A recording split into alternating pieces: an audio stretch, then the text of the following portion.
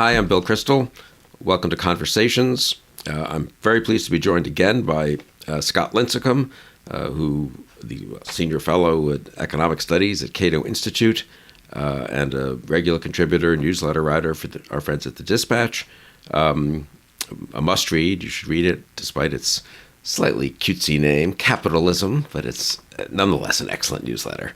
And Scott, the last conversation we had was in January of 2021, January of this year, about 11 months ago, where we agreed that there were a ton of lessons to be learned from the success of the vaccine, including the case for globalization, for free trade, for the free movement of capital, for immigration.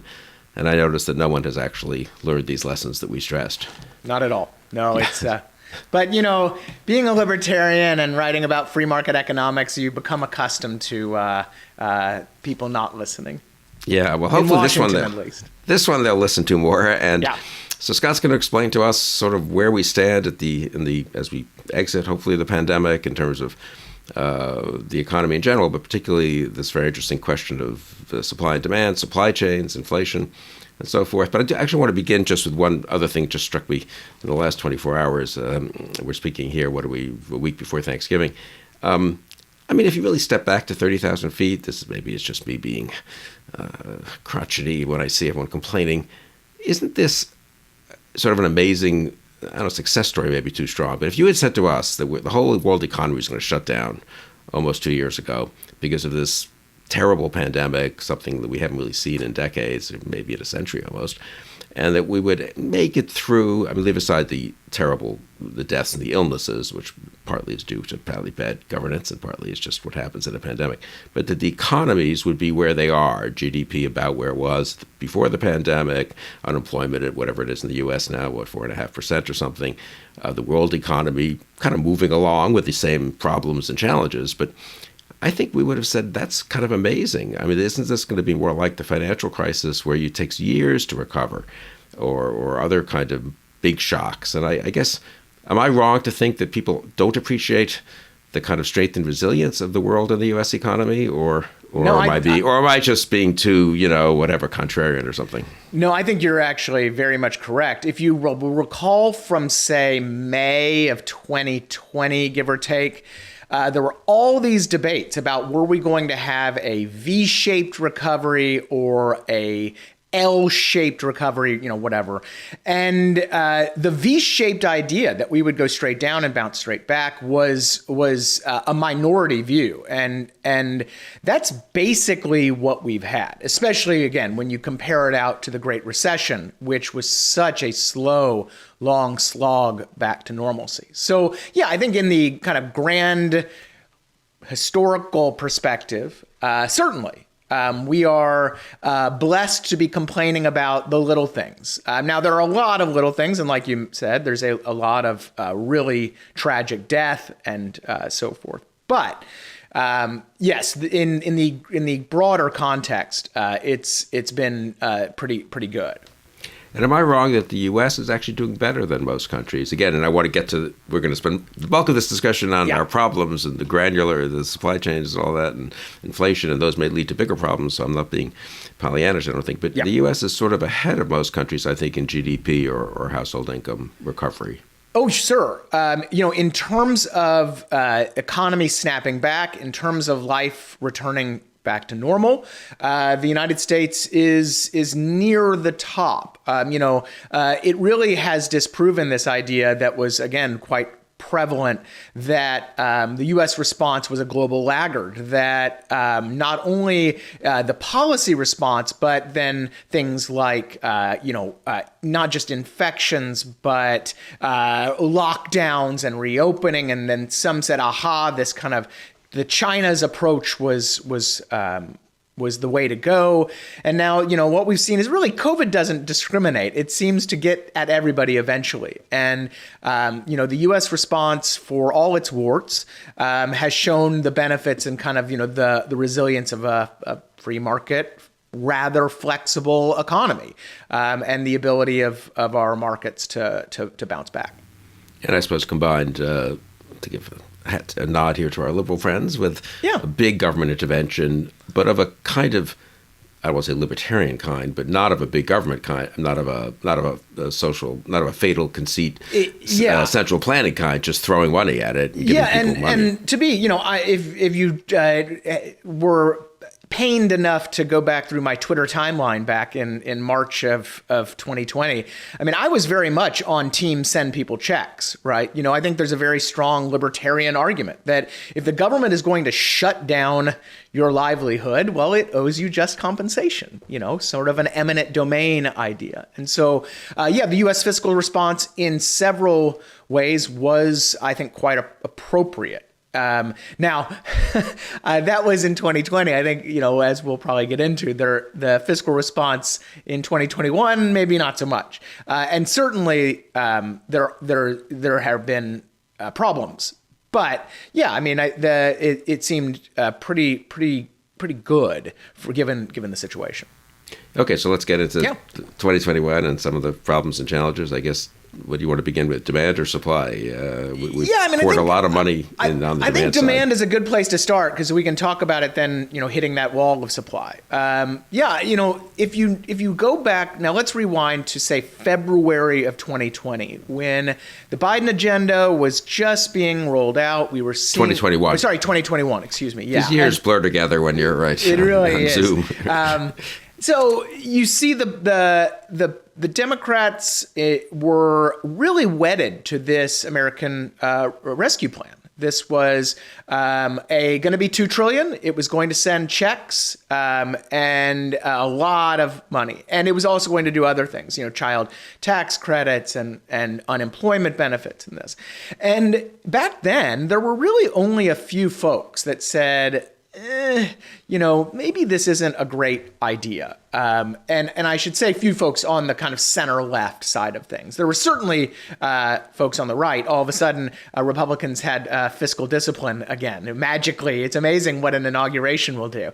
No Larry Summers in the conversation I had with him in February. Exactly. Was a skeptic about throwing quite this much money at it. Exactly. Yeah. And so Summers, Olivier Blanchard, who was former IMF director, and a few others. Jason Furman, former Obama Council of Economic Advisors guy, who Furman wasn't opposed, but said, this thing looks really big. And then again, you had others that were saying basically the same, that there was some fiscal policy needed, certainly government policy for COVID testing and for vaccines and the rest. But, mailing off these massive checks, and they were, it was $10,000 a household when you finally add it all up. These were... that was a lot of money to be pumping into an economy that even in February, people, you could see the green shoots. You could see the corner being turned. You could see vaccines rolling out. You could see economies sort of kind of reopening. You could see a light at the end of the tunnel, at least the darkest parts of the tunnel. And you now fast forward. And I should add, of course, that was on top of trillions in spending from 2020, the CARES Act, and then another one in December, and of course, ultra easy monetary policy. I mean, really kind of emergency monetary policy from the Federal Reserve.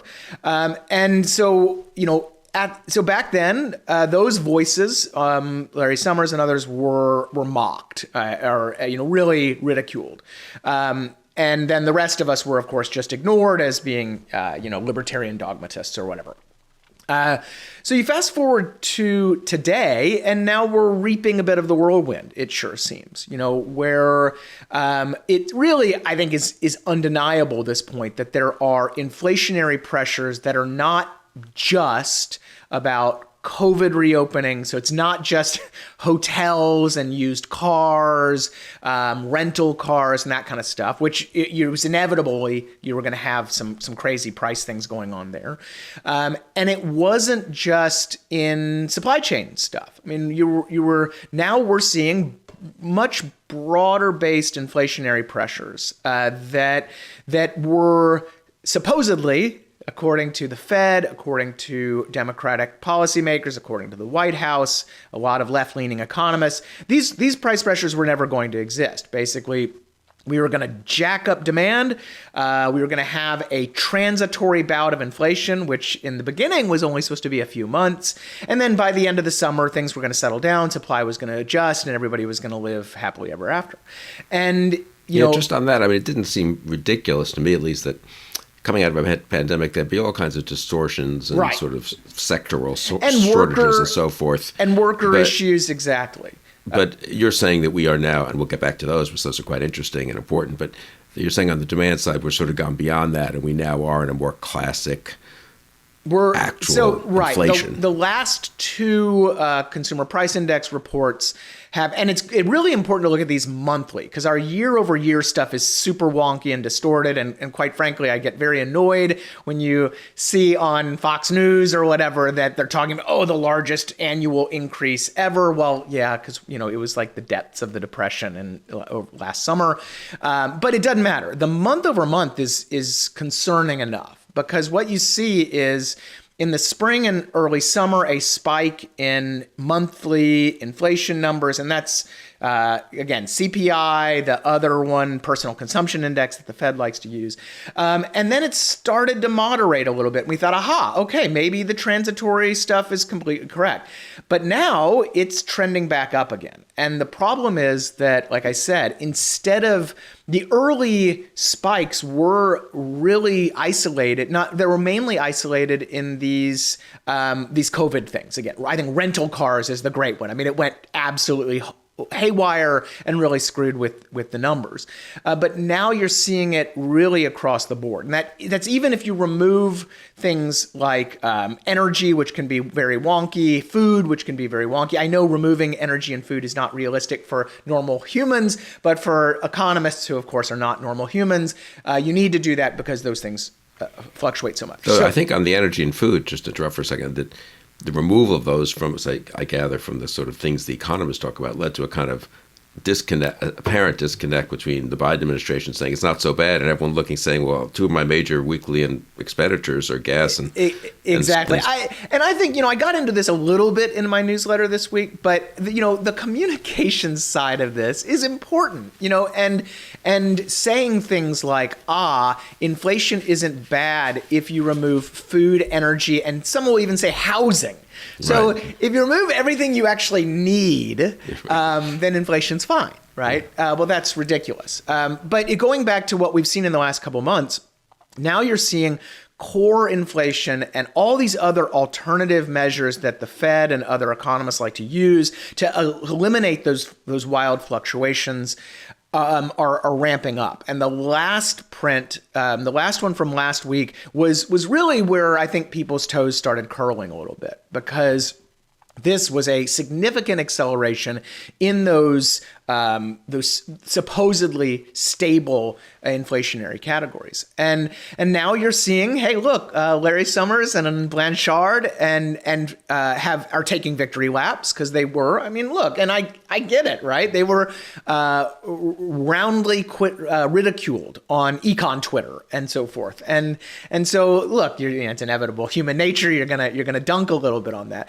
But now I think Furman is the one that I like to focus on, because he's clearly a Democrat. This is Jason Furman. He's active on Twitter. If people don't want to read the 72-page NBER papers and read the exactly. So he's 280 character Twitter. Summaries. Right. He's at the Peterson Institute and at Harvard, and so he was one of the guys that was cautiously supportive of the American Rescue Plan, but did say, "Hey, inflation might be a concern." Well, now he's really been out, I think, in the front, saying, "Look, we have an inflation issue. This might not be we're not looking at the 1970s. We're not looking at Zimbabwe. That's silly.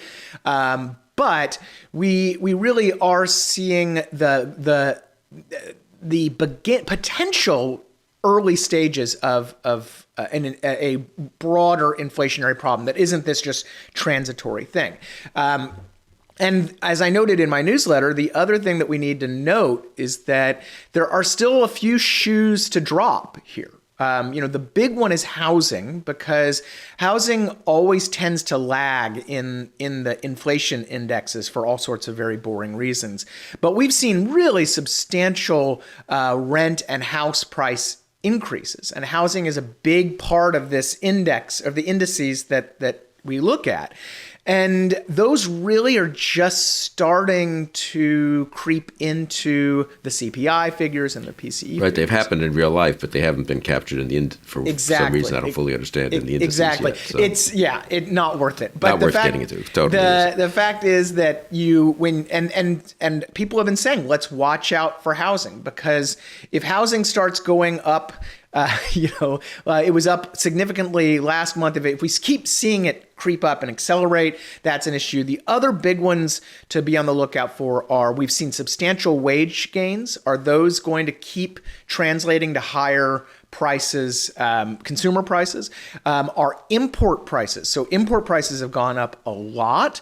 Are those going to keep pushing, again, translating through the economy? This is all, it's like it's a meat grinder. It doesn't just, if you don't have a 10% import price gain, it doesn't mean a 10% price gain for a consumer, but these things do tend to creep through. The Fed just had a new paper, New York Fed just had a new paper on this. So these are the things we're just kind of waiting for. So Furman and others are saying, look, we really, in retrospect, the fiscal response, the American Rescue Plan, was poorly designed. It was too big. And oh, by the way, Fed policy has actually gotten looser in real terms, because when you account for higher inflation. And so and I think some others are saying, we really need to put on the brakes here a little bit, not to go to a full-on contractionary Fed. The Fed shouldn't be, jacking up interest rates to 5% or whatever, but we should be letting off the gas pedal for sure. So I want to get to the supply side in 1 second, but then get a little more granular on the stuff. You've done so much interesting work on the supply chains and global shipping and all, but just what you're saying is you would suspect the Fed will be under a lot of pressure to at least modestly tighten over the next year. I mean that you can't avoid some monetary response, even if some of the cause is not simply monetary policy or exactly. So the Fed is going to start. Fed is going to start tapering down its bond purchases. This is a quantitative easing side of things. So that's supposed to start next month, and then it's going to start raising rates next year. Now the Fed right now says it's going to take this nice and slow, maybe only 1 quarter point interest rate increase next year. The markets don't buy it anymore. The markets think that they're going to do at least 2, maybe 3. 3 quarter point increases, the Fed. So the Fed is independent, but it is also, it's still a political entity in the sense of they are going to have to be called before Congress. Jerome Powell, Fed Chair Jerome Powell's term is up soon, and he might, So there's a lot of stuff that the Fed is going to have to deal with, because the last thing the Fed wants and the thing it can't afford to do is to get have inflation kind of go out of control, out of the Fed's control, where it's not able to just tweak things a little bit and get things to stabilize. And if things start really ramping up, if wages start demanding, if workers start demanding higher wages, and then companies start raising prices, and this creates this wage price spiral thing, and the Fed has to slam on the brakes, well, that's how you get a recession, because the whole economy contracts. When do you think, final thing on the inflation side, I guess, when do you think we would know, or you would be able to guess with some reliability that things are kind of getting out of control or not getting out of control? When would you, is this a January thing? Is this a March thing? I think the next 2 reports for CPI and for the corresponding PCE, the next 2 inflation reports are going to be just massive in this regard. If things settle down again, then the Fed can breathe a sigh of relief that things they dodged a bit of a bullet. But if it's another month like this month, or an even further acceleration, well, then we're gonna have some issues. And we're not used to dealing with rising interest rates. There are a ton of consumers and businesses who've never lived in such an environment. And you go back to the communications point. The communications point has been so ham-fisted about, not just avoiding food and energy and all that kind of stuff, but that, this is no big deal. We've got it under control. You should be grateful because you have these government checks we've given you and all this stuff. In the real world, that's just not how it works. Americans, first of all, they've been living in a multi-decade period of low inflation, under 2%. It's actually been a bit of an economic problem, some people say. And so suddenly when you're looking at, this year, we're going to see 5 or 6% inflation. Furman said he expects next year to be 3 to 4% in the core inflation, but he said it might be 6%. He doesn't know. To his credit, he says there's a lot of uncertainty. Don't you think with interest rates going up, I think has all kinds of unexpected effects that people just haven't dealt with in a long time. If you're a small business, there's just a million ways, obviously. Exactly. If you're rolling over variable rate variable rate debt and all these types of things. And so that's what you don't want. You don't want to see the real economy say, well, to heck with it. Inflation is going up, so we're going to adjust our interest rates, whether it's credit cards or banks or whatever. Well, that causes consumers to clinch up and everybody kind of freaks out. And that's the last thing you want right now, because we're still, the economy is not fully recovered. We're still millions of jobs short. We've just come over the line in terms of recovering just standard GDP. And of course, everybody knows that we have all these supply issues as well. And that's, essentially, as we were saying, you have this tidal wave of demand that has hit kind of a wall of supply. Supply has increased. It just hasn't been able to increase as quickly as this demand spike. Now, if it did, it would relieve some of the pressure, obviously. Oh, yeah, of course. Yeah. If supply side solutions to these things as well as monetary and there demand are. side. So let's talk. It's great to see all of my left-leaning friends suddenly become supply siders. Right? No, I think I was thinking about this myself, that the initial supply side insight, it got kind of complicated, and a lot of it had to do with marginal tax rates, obviously, and so forth. But it was sort of the sense that you can't just be a demand person and a either Keynesian or Friedmanite demand person, if I can speak in shorthand, and I don't fully understand this, but that you had to really be careful. Yeah, the supply side mattered. Yeah, no, exactly, and we're reaping the whirlwind of sorts, right? The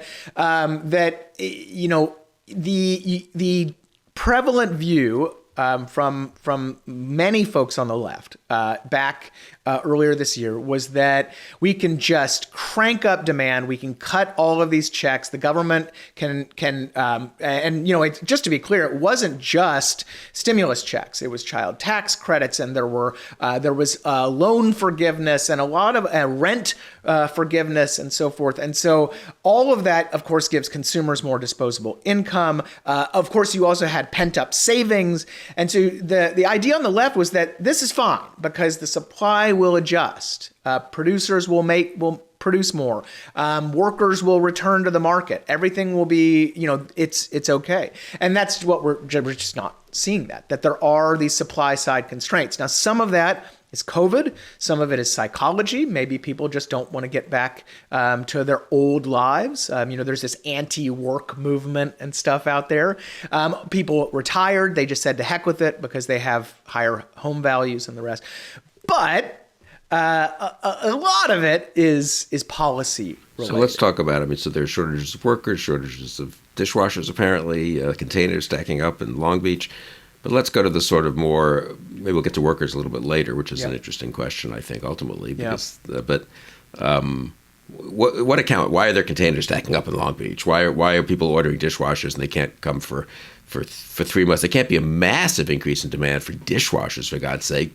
Americans haven't just decided they all have to have 3 of them or something, Well, it's funny you say that. So there's certainly, demand is way up. And more importantly, demand for goods is way up. So COVID caused a shift in American consumption patterns.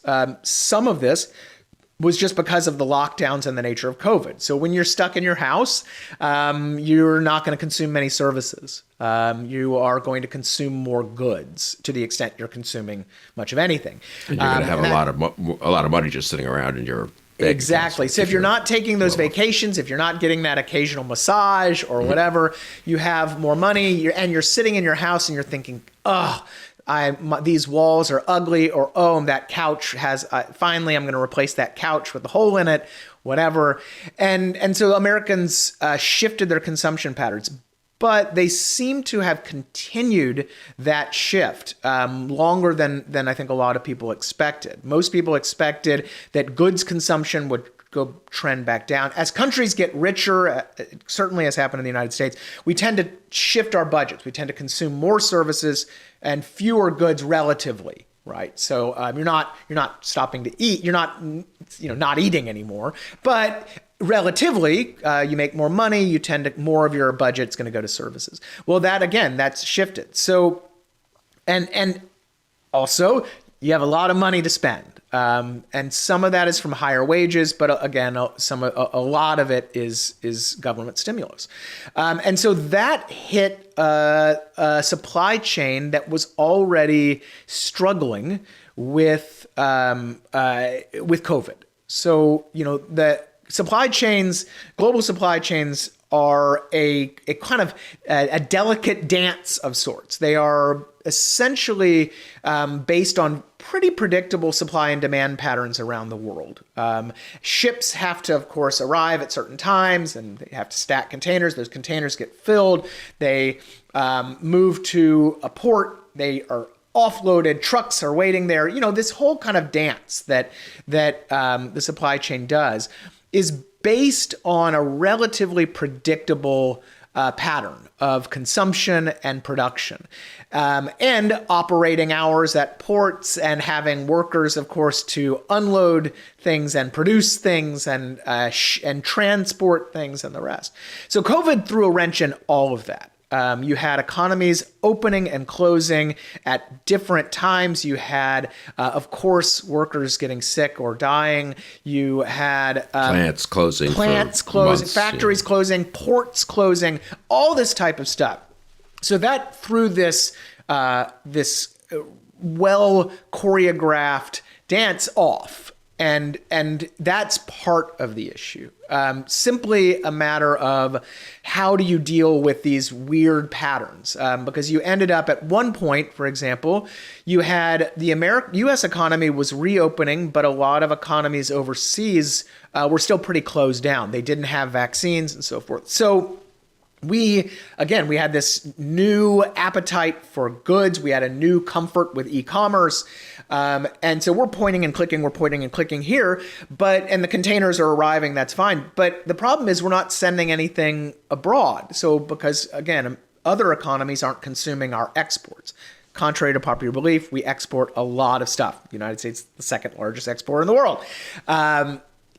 And so that's a big problem. So what happens? You have empty containers start stacking up. You have the inability to clear the ports after the imports arrive. So that was a bit of the imbalance. But the other issue we have in the port system and in the supply chain is that we have a very inefficient port system in the United States. If you look at the global rankings for port efficiency, for example, I know everybody out there, you're very into this stuff. Clearly, it's a light reading at night. Just looking at them last night, I was killing some time. Yeah, right. Well, so the United States, not a single port in the United States ranks in the top 50 in terms of efficiency. The biggest ports complex we have out in Los Angeles in California is almost at the bottom. And this is not just, this is like a 350 ports around the world in developing countries and Western economies and everywhere. LA Long Beach are around 335 out of 350. Our most efficient ports, which are on the East Coast, were in the 80s. So nobody is really doing well. Well, when you have inefficient ports... Why is that? So the reason... very much so is a lack of automation at these ports and a lack of modernization pushed by very powerful longshoremen's unions. So the longshoremen union on the West Coast basically controls all West Coast ports. So when they have a strike, half the economy, the global economy can kind of shut down. So they have immense leverage. They also, of course, have political backing from state and federal politicians and the NLRB and the rest. And so they've negotiated contracts that essentially prohibit fully automating ports. And the East Coast ports have essentially the same situation with the union out there.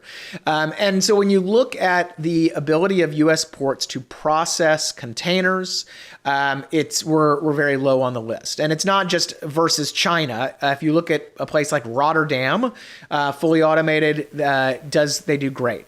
Ports in Japan and a lot of other. So states with social welfare states that are not full of, that are not unrestrained capitalism do better than us. I mean, they have some problems there too, right? There's some backup and some. Well, they are, but they are more easily able to clear the docks and get things.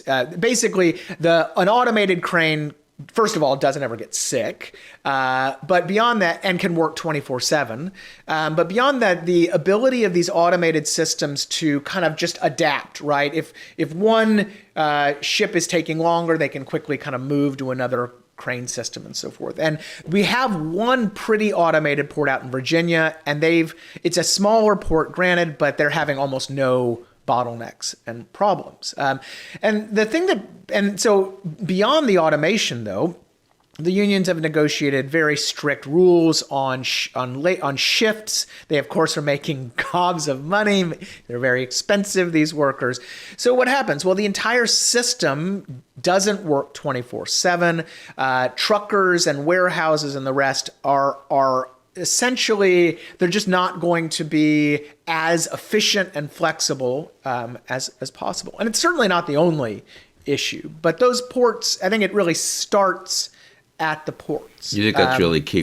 So what about when you read about dishwashers and stuff? That's not is that just a more standard supply chain stuff coming from 20 different countries kind of issue? So that's certainly part of it as well, right? So we have, we put microchips in everything. And the chip industry, we have a global chip shortage of sorts. And that's mainly just COVID stuff. You'll hear, that's because we don't make a lot of chips. Well, we actually make a lot of semiconductors here in the United States too. About half of all chips that American companies consume are made here in the United States. But the problem is that during the start of the pandemic, a lot of major chip consumers, particularly automakers, canceled their contracts. So these chip companies, they shut down their production or they sign new contracts, particularly with things that everybody was starting to consume, like video game consoles and PCs. We all were working from home. And then all of a sudden, the auto companies realized that, oh my gosh, people are actually buying cars. They're not just buying cars, they're buying more cars. So they wanted to get back into these contracts. And the chip companies were like, we don't have any supply available for you. So some of this is just the sorting out of a post-pandemic, situation. Exactly. Right? Yeah. And even the docks, I'm thinking, of course, there were the same union rules 5 years ago and nothing was piling up. So presumably we right. Well, and that goes again, import consumption is way up. So the docks are basically having to deal with actually additional volumes. If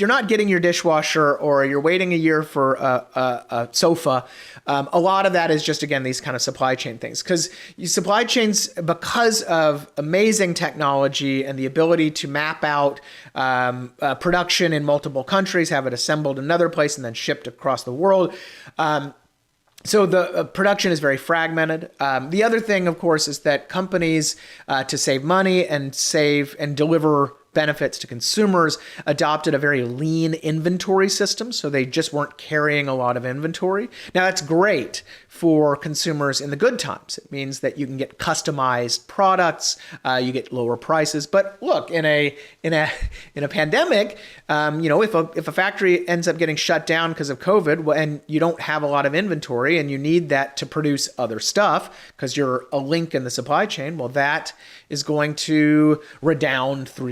It's going to go through it's going to ripple through. Go ahead. I was going to say, so certainly some of the supply chain stuff is just the pandemic doing pandemic stuff. But I think, and I'm going to pound the table on this a lot, is that it's been exacerbated substantially, I think, by a lot of bad policy. So go ahead. Well, and there's sort of a global supply chain problem.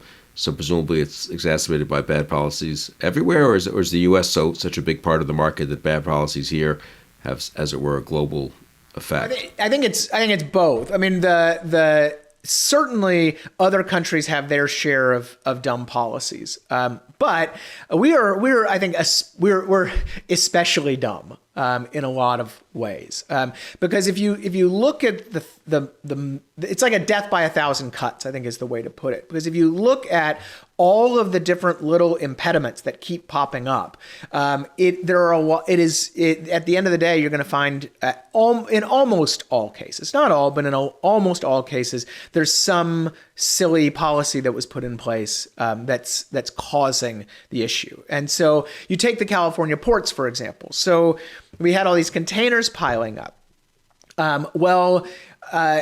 Why are the containers piling up? Well, we talked about that imbalance, but why can't ports move these to other places? Well, it turns out that zoning laws in the LA Long Beach area prevent the stacking of containers above too high, because people who live there lobbied and won zoning restrictions that simply kept containers at that level. Well, classic kind of NIMBYism, not my backyard issue. And that was a major contributor to port backlogs, which again redounds through the system. You look at, we have a trucking shortage or problems in the trucking sector, because it's certainly not just the ports. Well, it turns out that we put tariffs of 200% on chassis, which are what trucks hook up to. You drop the container on the back, from China, which is the largest supplier of chassis. Now, maybe putting tariffs on chassis from China is a good idea in non-supply chain crisis times. But our laws don't, which again have been drafted by kind of domestic constituencies, the steel industry and others, our laws don't allow our administering agencies to maybe pause those tariffs for a minute. Maybe. So we implemented these tariffs literally in the middle of a supply chain crisis. The preliminary ones when it came out last fall, and then the final ones came out in May. So that, of course, when supply in the United States and elsewhere can't keep up, we don't have sufficient domestic production for that. And what do you have? Well, you have a chassis shortage. So that's a problem. We also have prohibited Mexican trucking companies from operating in the United States, which is a direct violation of our NAFTA commitments. And these companies have... Is it a violation of that new law that... the USMCA. Well, that's a good point. So Trump's USMCA tightened the clamps a little bit, but the Department of Transportation could still approve Mexican trucking companies to operate here under the new USMCA rules. But of course, who doesn't want that? Well, the Teamsters have lobbied for years to prevent that, even though Mexican trucking companies have been qualified by U.S. regulators as being safe and clean and so forth, because they have to follow U.S. rules. So these trucking restrictions not only prevent Mexican truckers from operating on U.S. roads, but they also suck up trucking supply, because what does a Mexican truck have to do when it's traveling from, say, somewhere in Mexico to Chicago? Well, it actually has to drop the containers at the border, and then an American trucker has to come and pick them up. So that American trucker that could maybe be hauling freight out of Los Angeles and Long Beach, or could from the Port of Savannah, is instead at the Texas border picking up containers. Now, again, maybe in the good times that makes perfect. Who cares? It's a penny or two for your cheap T-shirts or washing machines. Well, in the bad times, though, when there's a crisis, you don't have that flexibility, you don't have that capacity available. And then, I could go on and on. The other one you have to mention is the Jones Act. So the Jones Act restricts coastwise shipping. So you can't ship from a U.S. port to another U.S. port using anything other than an American-made, American-owned, and American-crewed ship.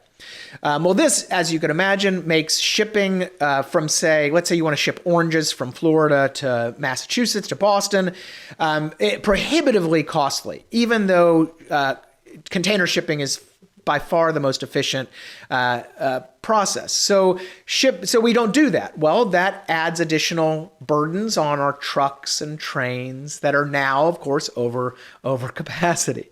So all of these little things build. And when in the good times, when demand isn't that high, when you have a little excess capacity in the system, it's fine.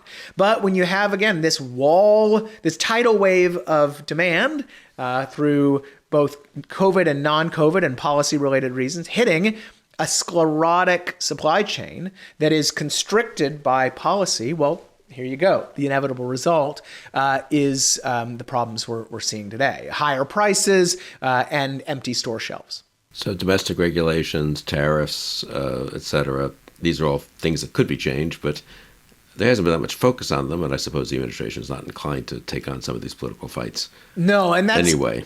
Yeah, and that's really the disappointing thing. And I would say to Senator Mike Lee's credit, he's introducing a bill, I think today I just saw, that actually is trying to get at some of these supply side things. But generally, yeah, the focus is not at all on easing, at least in the long term, the regulatory impediments. Now, California did ease those zoning restrictions I mentioned. And apparently they just increased regulatory limits on truck weights, again, to allow for more, to getting more product away from the ports. But yeah, in general, you don't see any focus from the Biden administration on these types of supply side policy related restrictions. And in fact, unfortunately, this new infrastructure bill that was just passed, and granted is a bipartisan endeavor, but contains a lot of the very same things that in the past have gummed up the works. So, for example, Buy American restrictions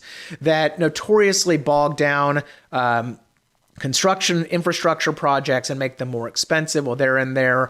We have this thing called the National Environmental Policy Act, NEPA, that has been shown to delay projects, not just by a few months, which is, of course, regulatory environmental review fine, but by years. And that apparently will be another impediment for any of these infrastructure projects coming out. And so, the unfortunate thing is that while it seems that individuals, policymakers are acknowledging the supply side restrictions, they don't seem to be willing to focus on the policy related capacity restrictions. And how about labor? So everyone now knows that it's very hard to hire people, especially, well, at all levels, I guess. But I mean, it's striking how much at restaurants and so forth, the hotels, people are strapped and they're hiring people they might not have hired before, and they're just understaffed at this point. Yeah. And I mean, we can get to immigration in a second. One of my favorite obsessions, and yours too, that if you shrink immigration by, what have we shrunk it by over the last 3 years? Partly a COVID thing and partly a policy thing. If you shrink millions. By millions. Yeah. So I think that's the big head smacker of the group. But we're in the middle of a worker shortage of sorts. Even though companies are paying higher wages and significantly higher wages in some respects, we are still 4 to 5 million workers short of our pre-pandemic trend. Labor participation rate is still pretty depressed, still in kind of pandemic era levels. And we expected this to bounce back, and it really hasn't.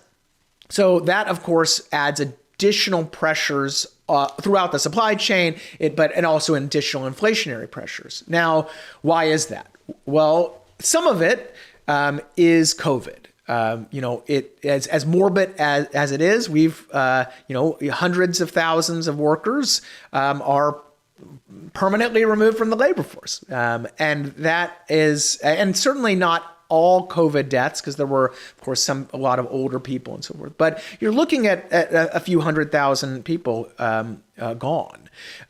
You add to that retirements. So, I mentioned earlier that a lot of workers in their 50s and maybe early 60s just looked at the situation and said, to heck with this. And of course, asset prices are way up, homes, 401ks. They probably, and they've said, that's it, I'm done. And so we are 1.5 million or so workers above trend in terms of retirement. And so that is, of course, a big chunk as well. The other thing that, of course, we have to mention is government policy. For rightly or wrongly, we have given households a lot of money and have lowered their expenses, either through student loan forgiveness or rent forgiveness or, just simple pauses. And so some of that's going to clear out. So anyway, when people have this extra money, maybe they decide they're just not going to work. There is some evidence that that's having a bit of a effect on the labor force, at least right now. Maybe they're going to come back as they start to spend down that savings. We just don't know. I would caution, though, with those folks that there does seem to be a shift in sentiment among some households, two-earner families, where maybe they said, you know what, we actually want to homeschool our kid. We're sick of the public school system. We like this new arrangement. Or maybe the breadwinner, the primary earner, actually got a big raise, and you can make the number. And you're getting this nice new child tax credit, by the way. We're gonna make this work. With a single earner family, or again, some people are just saying to heck with it. I'm just not going to work at all. Some of which might be fine. I always tell people. I mean, it's not a bad thing. No, if you step back. For people to retire a couple of years earlier if they can afford to, it's not a bad thing. For people to stay home. But as you say, it creates a labor shortage. All of these cases, I'm passing no judgment on lifestyle decisions. Right? We are not. This is not about welfare queens or anything like that. This is really just about labor decisions. No, some of it's even a sign of prosperity and of people living arguably healthier or more pleasant lives if they can quit at 63 instead of working till they're 68 at a job they don't much like or that's quite onerous and burdensome. But there is a reason, therefore, why one would want immigrants to take some of these jobs. Yeah, there's a macro there, and there are macroeconomic implications of having fewer workers and having a ton of demand. And like you said, I think the elephant in the room here is immigration. It depends on what stat you use, but I think pretty much everybody says we're at least 1 million immigrant workers short if you just look at the pandemic.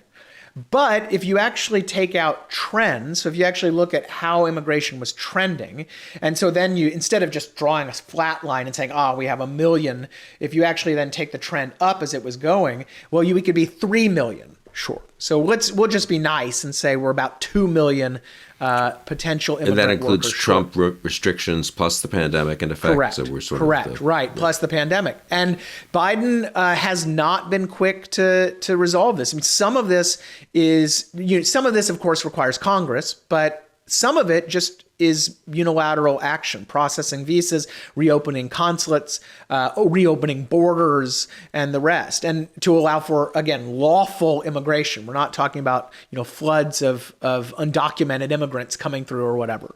Although all these green cards that haven't been, for example, processed, right? Exactly. The number that my Cato colleagues put together was that just in green card processing, it was about 1 million lawful people workers who have filed and I gather been even qualified. Yeah, been processed. So they're good. They're stamped. They're ready to roll. Just not sitting on the sidelines, not part of the contributing the economy, and of course their own lives. But then we have a backlog of millions more. Contrary to some popular belief, as you well know, I'm sure, the process for getting a visa and actually, getting to the United States is brutal. And so certainly that's, we have millions more. I think the number I saw was 9 million more people who want to come here. They have lawfully applied and they're just waiting in line. If you have a labor market that is short several million workers, and you have a line of people willing and able to come and work here, makes a lot of sense. But of course, that's one of the intractable problems in Washington right now. Yeah, the immigration thing is kind of infuriating on so many levels, but I would argue, but whatever. That's I'm just on the global side, so get away from the U.S. policy failures. I mean, how worried have you had to I mean, you're sort of a pro-globalization, pro-global supply chain guy, generally, with the obvious sort of caveats for maybe some national security and stuff. But have you had to rethink it? Have you rethought it? Do you still hold to that pretty much? Have you rethought that? Is there a global problem of all, like, just global, what's that called, instant, non-inventory type manufacturing and so forth? Hindsight is 2020. And I think that if, the reliance on these very lean inventory systems and the reliance on these very stretched supply chains, reliance on single sources for products. I mean, China being the obvious one, but not just China. Those types of things in retrospect look like bad decisions. But, again, I think where I haven't changed my view is I don't see much role for the government to fix things here. Now, of course, that's unsurprising coming from a libertarian. Cato might fire me otherwise, right? But more seriously, if you look at what multinational manufacturers have done since the start of the pandemic, is they have adapted. So you're now seeing, for example, just today, Ford signed a new deal with a global semiconductor manufacturer that has operations in the United States because they want more onshore semiconductor production. What a crazy idea, right? So the system is adapting. Yeah, exactly. And you're seeing more air freight come online because manufacturers don't want to deal with the ports. They don't want to deal with this. And so you're seeing a new air freight system evolve. You're seeing some domestic production come online as investors see opportunities for, again, this kind of near-shoring of manufacturing. Contrary to popular belief, we are a massive manufacturing nation. But again, large multinational manufacturers think, maybe it's a good idea if I have a little more sourcing nearby, if not in the United States, then in Mexico or Canada or wherever. And so when you put it all together, you see that the supply chains are adapting, inventories are building, diversification of suppliers is occurring, and all of the rest. And so, as I've written, and this is of course very Hayekian, but by the time policymakers get involved, the emergency that existed in April of 2020 has evolved like 5 times, and it's going to evolve again by the time any of these policies are implemented. And so, I think the best thing that policymakers can do is focus on these supply side constraints. I mean, where is government policy restricting the flexibility and dynamism of the supply chain? Where is it inhibiting kind of that adaptation that we want, that we need? And there's a million bodies buried all throughout state, local, federal government. And hopefully there will be some attention to those things in the future. And I would add, importantly, that our domestic supply chains are having the same problems our global ones are. So if you look at food production, for example, about 80% of everything we consume is actually, food-wise, is actually made domestically. And that makes perfect sense. We're a massive agricultural producer. Food manufacturing is a huge business here in the United States. I live in North Carolina. There's tons of food manufacturing here. But the food supply chains are having very similar issues with trucking shortages and warehouse capacity and COVID outbreaks at meatpacking facilities, you name it. And so, simply trying to onshore all of our domestic production to somehow fix these global problems, it's really just trading one vulnerability for another. And instead, again, the best thing you can do is diversify your supplies and ensure that supply chains can adapt when there are these stresses. Because COVID is a hopefully once in a generation or longer thing. But supply chain shocks happen every couple of years. I mean, you think of, for example, Japan and the Fukushima situation. I mean, that was a massive shock to the Asian supply chain. Supply chains adapted after that. They're adapting again now. So it sounds like, on the one hand, the kind of bad news I'm just thinking is neither political party is really enthusiastic about, or much of neither. Only small parts of either major party are enthusiastic about the kind of trade, immigration, and supply side Yeah. agenda that you've outlined. So that's sort of not great in terms of some of these reforms getting implemented. Now we can presumably still get back to where we were, and as you say, live with some of these problems and pay some small, some economic price and other kinds of price for them. But you can say more about that if you want. But also then just more broadly, I guess I'm just curious. So stepping back again, sort of where we started. It sounds like you're pretty optimistic we sort of make it through this non-disastrously, but Yeah. Are we talking about but what are the odds? I mean, how worried are you that we could really have a recession, but not even just a recession, but a real, serious one, or stagflation, or because I think people haven't, it's been 10 years since the financial crisis that had its own implications. People aren't ready after this pandemic now for a recession, and what that could do, and psychologically, politically, I don't think most of it would be healthy in terms of letting people be more libertarian on regulatory stuff. It'll lead to God knows what on the left and right, I think. Yeah, no, I agree with you. I am not. I